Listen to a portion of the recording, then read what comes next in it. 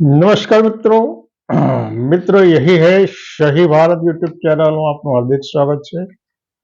મિત્રો, આજે આપણે ભારતની અનામત નીતિના સંદર્ભમાં ચર્ચા કરવી છે અને ચર્ચા કરવાની જરૂર એટલા માટે ઊભી થઈ છે કે આ વિષય એવો છે, સમગ્ર ભારતની અંદર આ વિષય પર વધુમાં વધુ લખાયું છે, વધુમાં વધુ વાદ વિવાદ થયા છે અને વધુમાં વધુ કાનૂની ખટલાઓ થયેલા છે અને એના કારણે આ પ્રશ્નો 1950થી અત્યારે આપણે વાત કરી રહ્યા છીએ ત્યાં સુધી ખૂબ ચર્ચાસ્પદ રહ્યો છે। છતાંય ભારતની 100% પ્રજા હવે અનામતની લાભાર્થી બની ચૂકી છે। ભારતની 100% પ્રજા લાભાર્થી બની ચૂકી છે, પરંતુ હમણાં ઓક્સફામ ઇન્ટરનેશનલ દ્વારા એક અભ્યાસ અહેવાલ બહાર પાડવામાં આવ્યો છે અને એ અભ્યાસ અહેવાલની અંદર એવું કહેવામાં આવ્યું છે કે ભાઈ અબજોપતિઓના જે વધતા પ્રભાવ છે એ રાજનીતિ પર એના પ્રભાવની ઘાતક અસરો થાય છે અને એને વિસ્તૃત ચર્ચા કરી છે। એ ઓક્સફામ ઇન્ટરનેશનલના રિપોર્ટમાં જણાવ્યું છે કે 2025માં વિશ્વભરના અબજોપતિઓ હતા, વિશ્વભરના કુલ અબજોપતિઓની જે મિલકત હતી, સંપત્તિ હતી, એ $18.3 ટ્રિલિયન, એટલે 2020ની સરખામણીમાં એમાં 81% વધારો થયો છે। $18 ટ્રિલિયન એની સંપત્તિ વધી ગઈ છે અને એના કારણે રાજકારણમાં એનો ખૂબ પ્રભાવ હોય છે। સામાન્ય માણસની તુલનામાં આ અબજોપતિઓ છે ને 400 ગણી તાકાત ધરાવે છે, 4000 ગણી અથવા તો 4000 ગણી શક્યતાઓ રાજકારણમાં પ્રવેશવાની ધરાવે છે।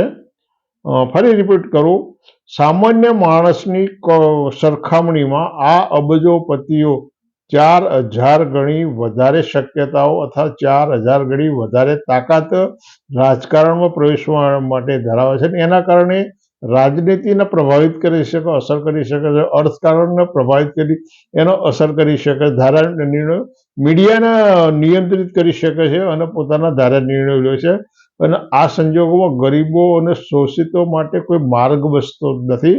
પરંતુ ભારતના બંધારણે અનુસૂચિત જાતિ અને જનજાતિને બંધારણીય રીતે રાજકીય અનામતો બંધારણના અમલના તબક્કાથી આપી, પરંતુ અન્ય પછાત વર્ગો અને સ્થાનિક સ્વરાજની એટલે પંચાયતો, નગરપાલિકાઓ અને કોર્પોરેશનની અંદર 33% અનામત આપી છે અન્ય પછાત વર્ગોમાં। અને હવે એ જ બેઝ ઉપર, એ જ પાયા ઉપર પાટીદાર, બ્રાહ્મણ અને ક્ષત્રિય સમાજના આગેવાનોએ ભેગા મળી અને EWS માટે, EWS એટલે આર્થિક પછાત વર્ગો માટે 10% અનામતની વાત કરી છે। પરંતુ એ વિચારવા જેવી બાબત એ છે કે શેડ્યુલ કાસ્ટ, શેડ્યુલ ટ્રાઇબ અને ઓબીસીની રાજકીય અનામતો છે ને 49.5% થાય છે। આ ત્રણેય શેડ્યુલ કાસ્ટ, ટ્રાઇબ અને ઓબીસીની જે અનામતો છે એનો ગુણોત્તર 49.5% થાય છે। એટલે 51% જગ્યાઓ એ ઓપન કેટેગરીમાં બાકી રહે છે અને એ ઓપન કેટેગરીની ઉપર સીધો દાવેદાર અથવા તો એની ઉપર હક હિસ્સો બાકીની જે 15% લોકો રહ્યા ને એનું આધિપત્ય રહી છે 15%। એટલે હવે આમાં આ જે માગણીઓ છે એનું ઔચિત્ય સમજવા જેવું છે કે એક બાજુ 51% જગ્યાઓ ઓપન છે, કારણ કે શેડ્યુલ કાસ્ટ અને ટ્રાઇબ માટેની જે 22% રાજકીય અનામતો છે એથી એને વિશેષ કંઈ મળવાનું નથી। અન્ય પછાત વર્ગોની વસ્તી ભલે 50 કે 60% હોય, પરંતુ એને માત્ર સ્થાનિક સ્વરાજની ચૂંટણીઓમાં 27% અનામત આપી છે, એટલે બધી મળીને 49.5% થાય છે। હવે એ સિવાયની જે જગ્યાઓ રહી 51%, એની ઉપર સીધું 15%નું આધિપત્ય રહેશે અથવા તો એ એની ઉપર દાવો કરી શકે છે અને અત્યાર સુધી બનતું આવ્યું છે કે આ રીતે 15% વર્ગનું આની ઉપર પ્રભુત્વ રાજકીય બેઠકો પર કાયમ રહ્યું છે। એટલે જે લોકો અનામતની માંગણી કરે છે એ અનામતના એક સમયે ધરાર વિરોધીઓ હતા। અનામતનું આજે જે લોકો માંગણીઓ કરે છે એ લોકો અનામતના ધરાર વિરોધીઓ હતા। એટલે આ એક વિચારવા જેવો પ્રશ્ન છે કે હવે કેમ આ લોકો અનામતની માંગણી કરી રહ્યા છે।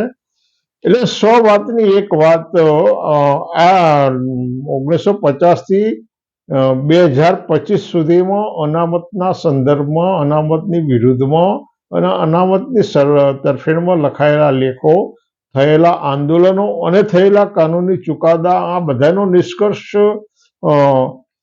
સામાન્ય રીતે કાઢવો હોય તો ભૂતકાળમાં જે અનામતનો વિરોધ કરનારા હતા ને એ ખોટા હતા એવું પુરવાર થાય છે. આ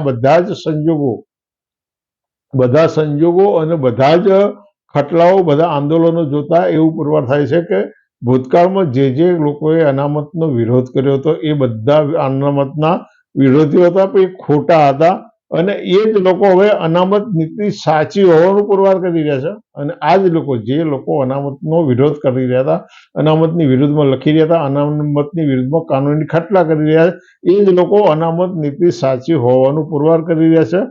અને સાથે સાથે વૈશ્વિક સંગઠને ઓક્સફામ ઇન્ડિયાએ એનો પોતાનો જે વૈશ્વિક અસમાનતાનો જે રિપોર્ટ જાહેર કર્યો છે એની અંદર અનામત એક ઉત્તમ વિકલ્પ હોવાનું એને ઉલ્લેખ કર્યો છે. એટલે ભારતની અનામત નીતિની તરફેણ કરી છે. એટલે આ 3 બાબતો ખૂબ વિચારવા જેવી છે. અને સાથે સાથે આ જરૂર છે કે તમારામાં આ બાબતની સભાનતા હોવી જરૂરી છે. અને આ સભાનતા આવનારા કોઈ પણ અનામતના સંકટ માટે તમને વૈચારિક સજ્જતા કેળવવા કામ લાગી શકે છે. માટે તમને યોગ્ય લાગે તો અને ચેનલને સબસ્ક્રાઈબ કરો, લાઈક કરો, શેર કરો, કોમેન્ટ કરો. ફરી મળીશું, ફરી વખત આપણે અનામતની ચર્ચા કરીશું. આવજો.